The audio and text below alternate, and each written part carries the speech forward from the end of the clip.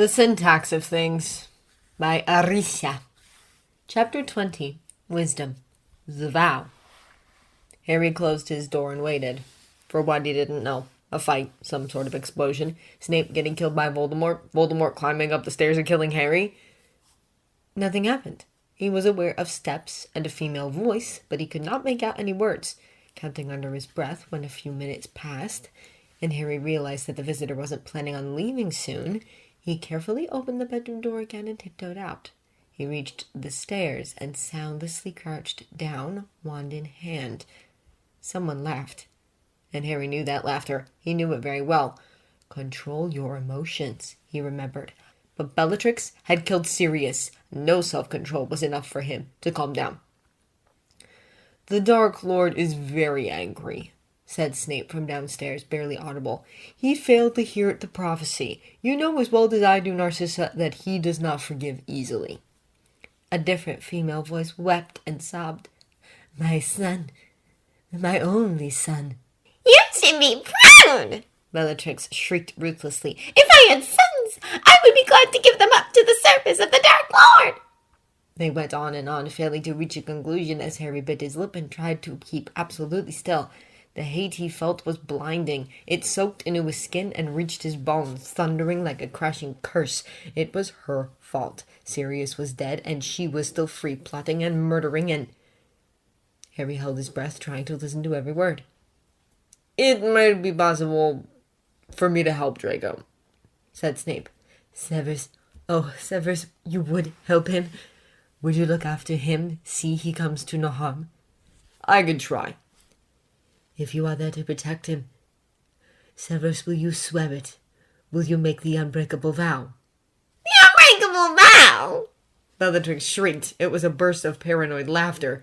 One of those Harry remembered too well. He could do it. He could run downstairs and cast the killing curse, point his wand at her face, or torture her, make her pay for all this pain, all this... "Are you listening, Narcissa? Oh, he'll try, I'm sure. The usual empty words, the usual slithering out of action. Oh, on the Dark Lord's orders, of course." What the hell were they talking about? Why didn't Harry know about any of this unbreakable vow? He'd never heard of it before. He had to get Snape out of this. How? Harry got to his feet and tiptoed to the bathroom. He looked at his own face in the mirror, trying to think of something. Think. He needed to cause a distraction. Something to help Snape get out of there without making them suspect that someone else was in the house with them. Something, anything, to get him to come upstairs or give him an excuse to kick them out. Placing his wand in his pocket, Harry kneeled down and inspected the rusty water pipe under the sink. He touched it lightly, then wrapped his hand around it determinedly. With a swift motion, Harry unscrewed it quickly until water began dripping onto the floor. Then, with all his body's strength, he pulled the pipe away from the wall until it broke with a loud clank. Just let this work. Water spilled onto the floor immediately. The pipe made a horrible sound, one that resembled Bellatrix's voice greatly, and the water soon flooded the bathroom. Harry heard steps. He took his wand out again, ready to attack with all his might, but Snape had come up alone. His eyes darted from the overflowed floor to Harry. His face promised murder. He grabbed Harry by the arm in an impossibly tight grip. "What the hell are you doing?" he hissed to his ear. "Saving your life," Harry whispered back. Snape spelled the floor dry and pointed at Harry's bedroom with a finger before descending. He must have used a spell of some sort, for Harry could not hear their conversation anymore. Harry sat on the bed, his knees trembling. He could kill her. He could just run downstairs and kill her. Finally, Harry heard the outdoor bang close, and then he could breathe again. He jolted to the window, expecting to see Bellatrix and the other woman leaving, but the street was empty. A mere second later, Snape had Harry against the wall, grabbing him by the ear. "Are you completely, utterly, astoundingly out of your mind, you stupid boy? Do you even realize the risk? Ouch! You are putting your life in with every stupidity you decide to act upon. You're hurting me," Harry complained. He pushed at Snape hard, but it was useless. "Kill yourself," said Snape coolly. "Do us all a favor and do it yourself before someone else kills you first. Either way, you'll end up where your sorry father did because of the same damn idiocy." Harry stopped writhing around. Their eyes met. Snape let go. Sitting with his bum on the floor, his head resting against the wall, Harry refused to look up when Snape appeared again an hour later.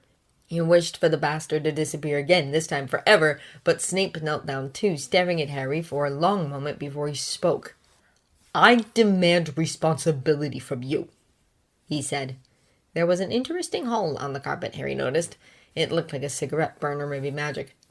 "What did they ask of you? What is Malfoy going to do?" "That was a private conversation you were never meant to hear." Harry choked out around a snort. "Yeah, well, but I did. It's about Dumbledore, isn't it?" "What?" "I hate you." Snape sighed, and most likely he was already losing his patience.